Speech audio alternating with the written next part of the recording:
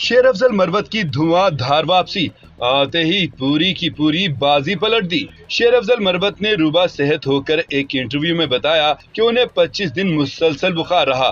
Doctor ने कहा कि बाहर निकलो, ठीक हो जाओगे। मेरी बीमारी के दौरान मेरे खिलाफ प्रोपेगेंडा किया गया, लेकिन मुझे इसकी कोई परवाह नहीं। मैंने मकरूह चेहरे देखे। शेर अफजल मरवत ने इस्लामाबाद एहतजाज पर गुफ्तगू करते हुए कहा कि मेरा ख्याल नहीं कि ये एहतजाज फ्लॉप हुआ है। पूरी दुनिया को पता चला कि इमरान खान की रिहाई के लिए अवाम निकली। पूरी दुनिया ने देखा कि जगह जगह कंटेनर्स लगाए गए, खंदकें खोदी गईं, फौज तक को बुलाया गया।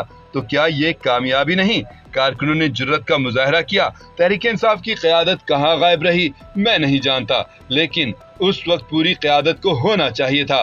क़यादत को प्लान ए, प्लान बी और प्लान सी बनाना चाहिए था। अली अमीन गंडापुर ने सारे अखराजात उठाए, सारे इंतजामात किए, फिर सारे इल्जामात भी उन पर लगाए गए। वज़ीर आला केपी ने अपने हिस्से से ज्यादा काम करके दिखाया। कारकुनों को गलत जुबान इस्तेमाल करने से पहले सोचना चाहिए, क्या किसी और की जिम्मेदारी नहीं थी? शेर अफजल मरवत ने कहा कि अली अमीन गंडापुर की बहुत कुर्बानियां हैं। पार्टी के लिए उन्होंने जेलें काटी, मुश्किलात का सामना किया, लेकिन वो अपने लीडर इमरान खान के साथ खड़े हैं।